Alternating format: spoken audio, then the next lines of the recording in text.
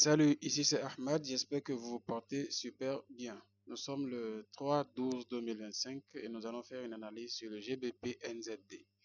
Avant de continuer, je tiens à préciser que mes analyses ne visent pas à vous inciter à un buy ou un sell. Je vous donne mon avis personnel sur le passé du marché, mon appréciation de son présent et mon avis prédictif sur les éventuels mouvements du futur sur le court, moyen ou long terme.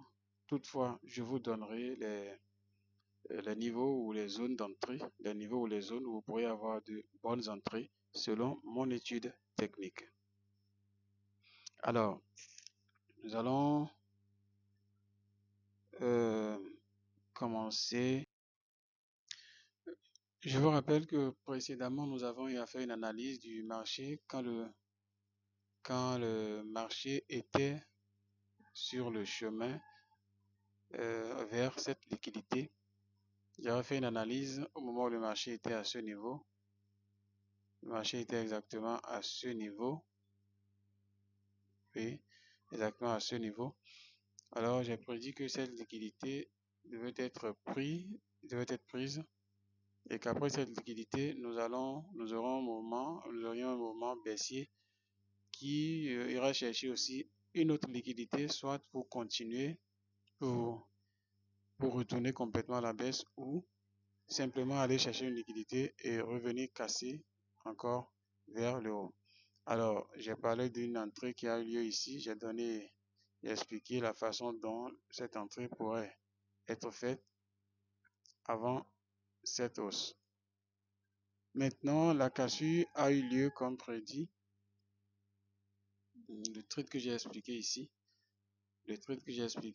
je ne l'avais pas pris parce que il manquait quelque chose. C'était ici, d'accord? Parce qu'il manquait quelque chose pour que moi je puisse faire mon entrée. Alors, nous avons eu la prise de liquidité de ce haut,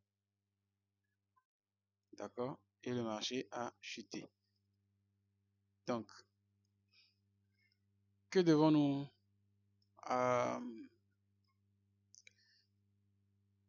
à quoi devons-nous attendre pour les prochains mouvements? D'abord, malheureusement, j'ai pas rapidement fait la vidéo avant que le marché ne vienne prendre cette liquidité. Avant que le marché ne vienne prendre cette liquidité. J'avais prévu faire une vidéo avant cela et parler de les éventuelles réactions du marché.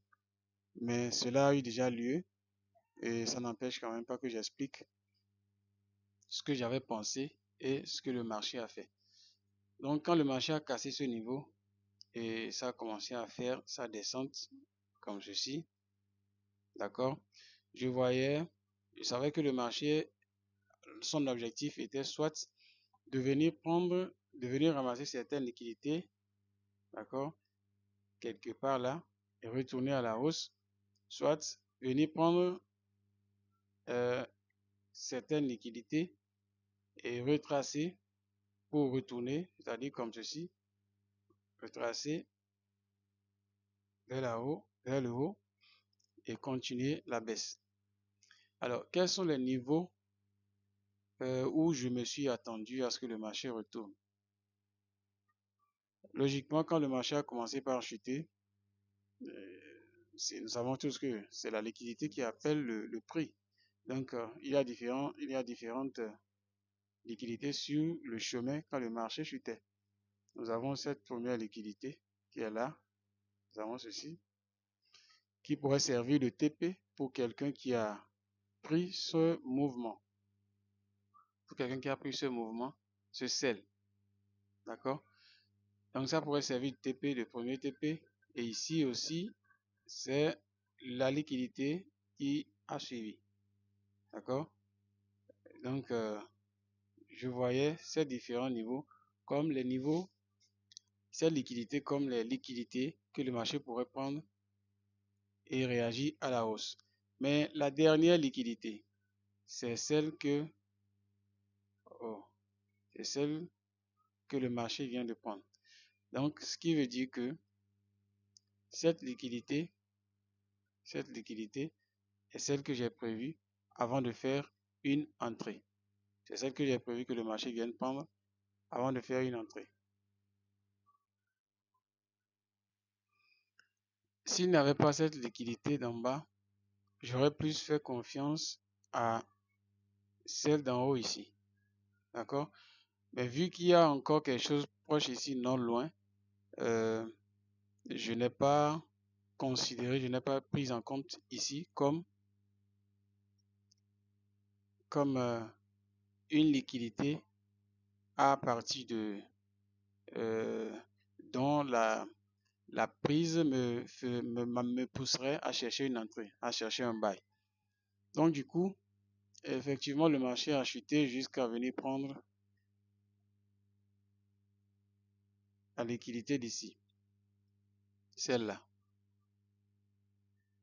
Après cette prise de liquidité, nous avons eu une accumulation. Le marché a commencé par accumuler, je dirais en M30 pour que ça soit.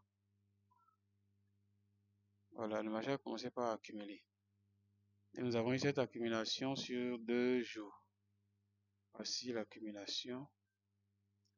C'est un cycle de liquidité qui s'est formé sur 2 jours.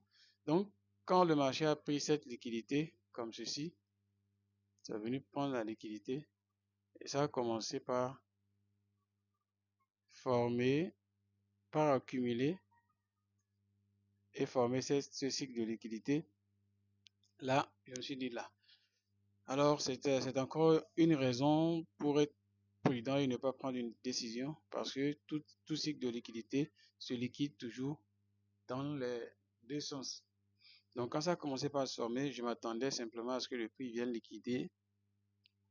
Finalement, d'accord, vienne liquider, que ça liquide le haut et le bas. Donc, ça a liquidé le bas en premier et actuellement, ça dit à retourner vers le haut. Alors, donc, j'étais resté là à observer sans rien faire, sans prendre aucune décision parce que j'attendais nécessairement que le prix vienne prendre la liquidité, vienne prendre le bas de ce cycle que j'ai mis en évidence avec ce canal. D'accord? Et puisqu'il y a encore une liquidité en bas ici que j'attendais, dont j'attendais la liquidation, celle-là. Donc, je me suis dit, le prix, après liquidation de ce cycle, profitera pour liquider le niveau d'en bas aussi. D'accord? Profitera pour prendre la liquidité d'en bas aussi. Donc, j'ai observé, j'ai attendu. Donc, c'est ma façon de voir les choses, moi. Quand il y a cette liquidité qui est proche, sinon en temps normal, après une accumulation, quand le prix liquide vers le bas comme ça, je cherche simplement une entrée. Mais, vu qu'il y a une liquidité là qui attire mon attention, je ne prendrai jamais une décision, même si le marché faisait comme ceci, comme ça, il me donne une confirmation, hein, il me donne une confirmation après la liquidation du cycle que ça a dessiné. Je n'entrerai jamais dedans. Parce que je considérerais ça comme une trappe que le marché va prendre une erreur, la création d'une erreur pour liquider d'autres positions afin de venir prendre la liquidité cible, la vraie cible. Vous voyez, donc je n'aurais prendre aucune décision ici. J'allais forcément attendre que cette liquidité soit prise. Donc c'est ce que j'ai attendu et voyons voir ce qui s'est passé. Après cette prise de liquidité, nous avons eu la liquidité d'en bas aussi qui est prise. Et donc, à partir de là, le mouvement aussi a commencé. Mais, ce n'était pas suffisant pour moi pour faire mon entrée non plus. Parce que quand on part en daily, moi j'aime très souvent passer en action après la prise de liquidité quand il y a une accumulation sur quelques jours et que cette accumulation, que ce cycle est cassé, si j'ai une raison logique qui me permet de chercher une entrée après la prise de cette liquidité, j'attends tout au moins, j'attends encore une fermeture d'une bougie daily et je rentre souvent après la cassure de cette bougie daily. Donc, ici, j'ai vu que la bougie daily a liquidé les deux, a pris les deux liquidités, voilà. Donc, la liquidité du petit cycle qui a été créé ici et la grande liquidité qui, est, qui a été la cible principale. Vous voyez? Donc, ça a liquidé ça. Mais voilà, la bougie, après cette liquidation, je n'ai pas, j'aurais voulu que l'accumulation continue au moins pour une journée et que lors de la deuxième journée, je puisse avoir, voilà, quelque chose du genre. Je puisse avoir maintenant liquidation encore du daily. Je retourne. Donc, je vais retourner en 30 minutes. Donc, voilà le niveau daily qui est là. J'aurais aimé que cette liquidité de daily soit prise encore. Voilà, pour que moi je puisse entrer en trade. Ou encore, une autre chose qui m'aurait permis de faire mon entrée, c'est que c'est le minimum, mais si la liquidité de daily n'est pas prise, si je veux encore être un peu, je veux trop courir après le trade et ne pas attendre totalement tous les ingrédients réunis, j'aurais espéré, j'aurais attendu quand même que l'Asian session soit prise. Mais là, nous n'avons pas eu cela. Nous avons eu la session asiatique qui est ici, le bas du daily qui est là, d'accord? Et là, le prix a juste entamé une hausse comme ça. Vous voyez? Et moi, j'aurais aimé un truc comme ceci. On prend le Asian low, d'accord? Et puis là, je cherche une entrée quelque part là pour aller à la hausse. Sinon, en réalité, la confirmation, il y a une confirmation, hein, il y a une confirmation intéressante que j'utilise souvent. Mais à cause des autres conditions qui ne sont pas remplies, j'ai laissé le prix filer. La confirmation, c'est celle-là. C'est ce schéma que vous voyez. C'est ce schéma que vous voyez. C'est vrai, quand on observe bien, il n'y a pas un breaker block bien dessiné. Mais breaker block n'est pas la seule chose qui m'amène à entrer. Nous avons un sell to buy qui a eu lieu. C'est un joli sell to buy que j'aime bien. Ça, c'est bien dessiné. Et quand nous avons eu ça, le prix a fait le sell to buy. Nous avons eu ce mouvement haussier et le marché a pris le temps de créer une accumulation, un cycle. D'accord? Quand après le sell to buy, j'ai un retracement comme ça, même sans un breaker block, breaker block du moins, excusez-moi, je risque de me blesser même. Après un breaker block, même si on n'a pas un breaker block clair, cette accumulation qui se dessine ici avant le retour du prix vers cette zone est suffisant pour moi pour que j'attende le prix là. Donc, comme ceci. J'aurais fait mon entrée là, en dessous de cet inducement. Vous voyez, ça aurait été un bon trade. En dessous de cet inducement. L'inducement, c'est là. L'inducement, c'est ce niveau, hein. Je ne sais pas si vous comprenez. C'est là.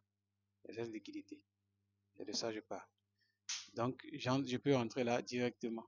Et vous avez vu que ça a bien marché.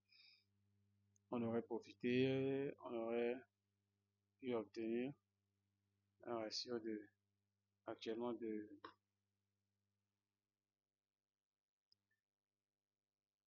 ok, R5 déjà, un R5. Ouais, ratio de 1 pour 5.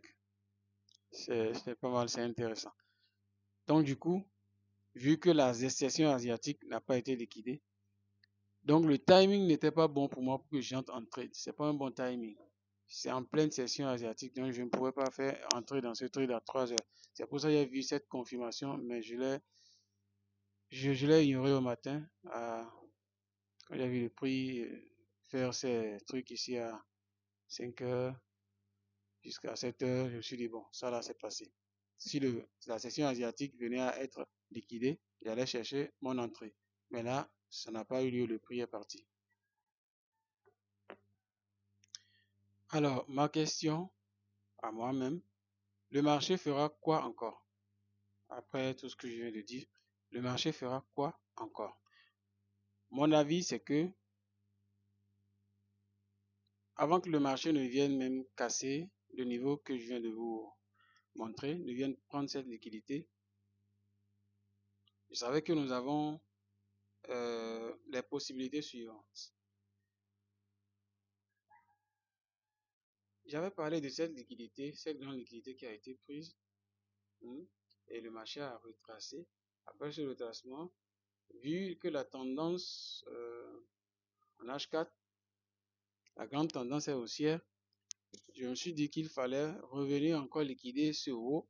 Et après cette liquidation, nous aurons soit un retracement, d'accord, un retracement jusqu'à un niveau donné ici, et le dernier niveau où le retracement sera arrêté pour que nous ayons un retournement euh, vers la hausse. C'est exactement cette dernière liquidité, d'accord? Donc, je me suis dit, soit la tendance continue à être haussière, et nous aurons ça. Le prix reviendra encore casser là, et nous allons continuer. D'accord? Parce que d'ailleurs en H4, quand vous observez bien ce que le marché est en train de faire depuis un moment, si vous regardez bien ce schéma de impulsion, correction, qui a commencé ici, ça nous donne aussi encore raison de nous attendre à ce que je viens de dire. Nous avons une impulsion qui est venue là, ça a retracé ici, une nouvelle impulsion qui est venue casser ce pic, nous avons un retracement, nous avons une nouvelle impulsion qui est allée casser encore le précédent haut, et nous avons cette correction, une correction qui a retracé jusqu'à un niveau vraiment similaire au même degré de retracement des retracements précédents. D'accord? Je vais parler de ces retracements. On prend d'ici à là. Vous voyez, le prix a retracé jusqu'en dessous de 50%. Quand on prend ici à la barre, le prix a retracé jusqu'en dessous. Bon, nous avons un profond retracement jusqu'à dans la zone OTE. Et après, nous avons ça qui est l'actuel mouvement impulsif qui a corrigé jusqu'à où? Attendez, je vais retirer là. Ça a corrigé jusqu'à en dessous des 60, 61 aussi. Donc, on peut dire un retracement profond déjà a eu lieu. Donc, si nous devons avoir une continuation de tendance, là, on peut s'attendre maintenant à ce que le prix commence par décider quelque chose du genre. Ça, ça, pour venir casser le haut. Une fois encore. Ça, c'est la première possibilité. La deuxième possibilité, c'est que on s'en va peut-être à la baisse, comme ça. Et donc, si tel est le cas, nous aurons ceci. Nous aurons un prix qui va revenir prendre cette liquidité et réagir dans ce déséquilibre qui est là en haut. Parce que nous avons le prix est actuellement, ainsi on veut aller à la baisse. Vous voyez bien que j'ai mis ce niveau, je n'en parle pas depuis. J'ai juste mis là, parfois je mets les niveaux où je sais que le prix peut réagir, mais que je n'ai pas envie de prendre en compte pour certaines raisons. Mais je sais quand même pertinemment que c'est un niveau qui peut rejeter le prix complètement vers le bas. Donc c'est là, actuellement, c'est là le prix est en train de réagir. C'est une flip zone. D'accord? Donc je disais, la raison que le prix pourrait chercher, la deuxième possibilité en fait, c'est que le prix, après cette prise de liquidité, retrace jusqu'à ici, dans le déséquilibre, d'accord, pour le combler et retourner à la baisse. D'accord? Et si nous allons retourner à la baisse, on viendra tout au moins prendre cette liquidité qui est là encore. Ici serait sur le, je ne sais pas si c'est le moyen ou le long terme, je dois dire, la liquidité qui doit être visée. Si la baisse doit continuer. Vous voyez? Donc la raison pour laquelle le prix pourrait remonter encore plus haut, c'est cette liquidité. Et au-dessus, le déséquilibre. Le fair value gap qui est là.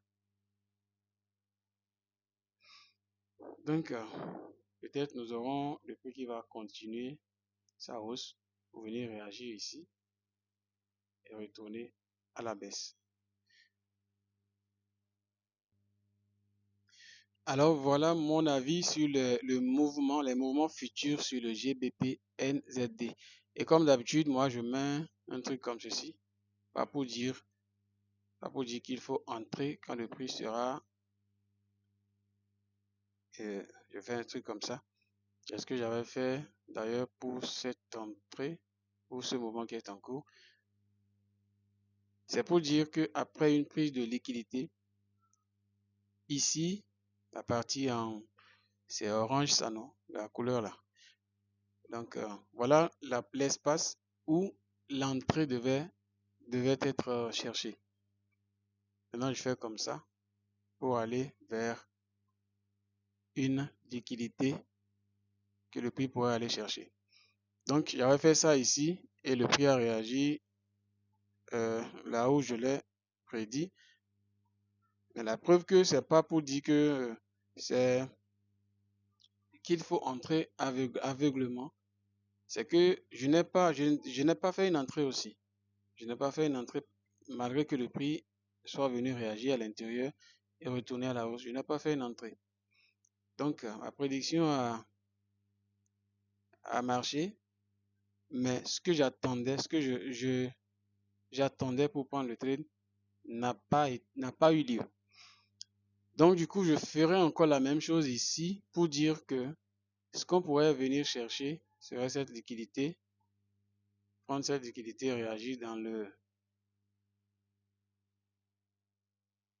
le déséquilibre, puisque le prix est IPA, n'est-ce pas?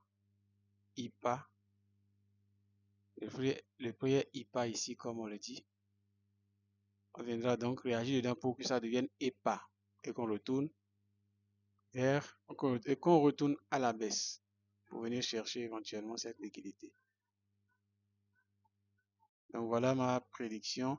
C'est mon avis personnel. Le marché reste roi. Peut-être à partir de ce niveau où j'avais marqué, le marché a ainsi démarré son voyage vers la baisse. On ne sait pas. Nous allons observer, voir ce que le futur nous réserve. Mais je viens de vous informer de mon avis et les raisons logiques qui fondent cet avis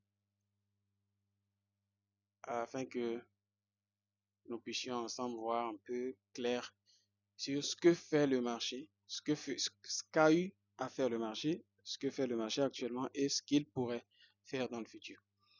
Merci de m'avoir suivi. Abonnez-vous à ma chaîne et n'oubliez pas d'activer la cloche de notification pour voir les mises à jour parce que j'en ferai dorénavant régulièrement, peut-être peut-être tous les jours ou tout au moins, en tout cas,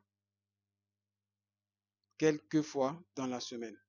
Sinon, mon objectif maintenant, c'est de faire chaque jour de faire une analyse, minimum une analyse. Donc, abonnez-vous pour ne rien rater. Parce que ce sont des analyses qui peuvent être des analyses qui vous éclairciront le marché pour faire des entrées day trading, des entrées de day trading. J'enverrai des analyses qui vous permettront peut-être dans les minutes qui vont suivre de trouver une bonne entrée. D'accord? Donc pour cela, vous devez activer la cloche de notification pour être informé au bon moment. Je laisserai en description le lien vers mon nouveau canal Telegram, un canal Telegram que j'ai créé. Et à partir de 50 membres, juste 50 membres, c'est un tout nouveau canal. Il n'y a pas de paie, il n'y a pas de gens là-bas encore pour le moment. À partir de 50 membres, je commencerai par balancer les signaux de trading là-bas. Ici, c'est pas les signaux, c'est des analyses graphiques qui vous permettent de trouver de bonnes entrées. Mais là-bas, après avoir atteint 50 membres, je commence avec les signaux gratuitement. Les 50 premières personnes seront les privilégiées. Peut-être plus tard, il y aura d'autres conditions pour que ceux qui vont rejoindre, il y aura d'autres conditions que j'imposerai aux futurs adhérents. Merci de m'avoir suivi et à la prochaine. Ciao.